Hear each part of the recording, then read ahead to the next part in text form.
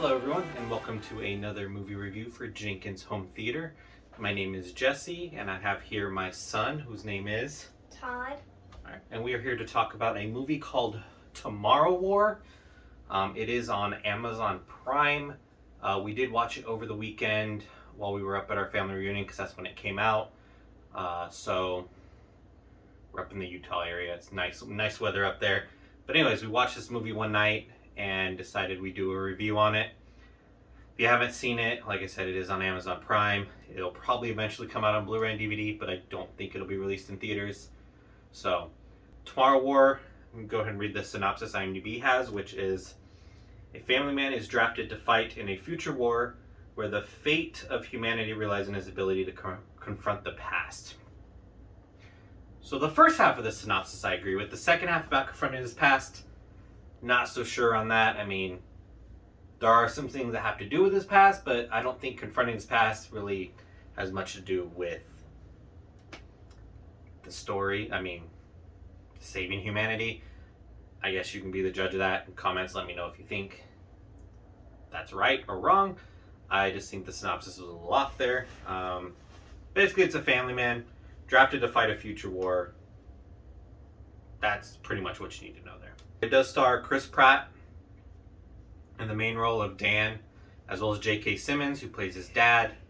And then, without revealing too much, it does have actress's name is Yvonne from Chuck, as well as a couple other people from like comedy movies that I've seen and things like that.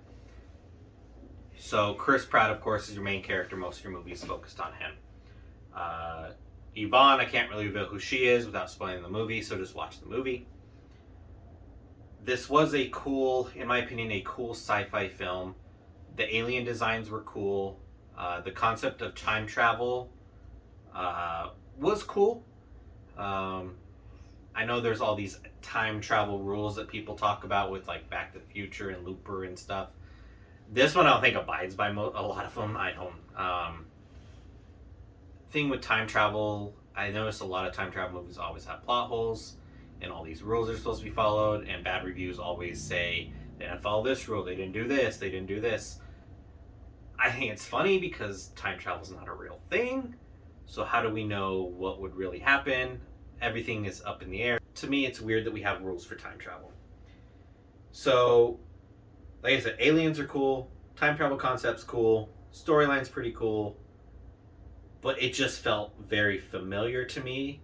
Being that I watched a lot of sci-fi films, a lot of alien films, just felt very familiar, and obviously had those plot holes. So if you can look over the plot holes and the heavy CGI, because the aliens are all CGI, which I'm more of a practical effect guy myself, like Alien and Predator use, but cool design, a lot of CGI, but a good movie overall.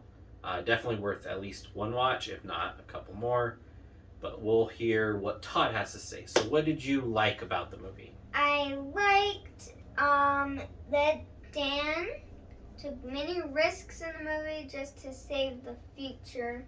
And that's everything I liked about it. And I didn't like the beginning of the movie because the party was just a bit boring for me. And also, I didn't like that it took a while to actually introduce the main thing, the creatures that are destroying the future. Okay. All right. So yeah, the beginning obviously takes place a little bit before the war. Not to spoil anything, so I'm not going to spoil anything. The beginning is basically the introduction of the characters before they go to fight the war.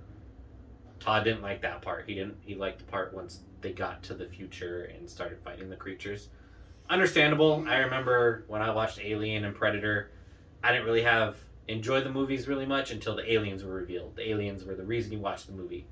And these aliens are cool looking. Like I said, it's just very CGI heavy, and there are times where you can definitely tell it's fully CGI. So, I mean, if you don't mind the CGI, go for it.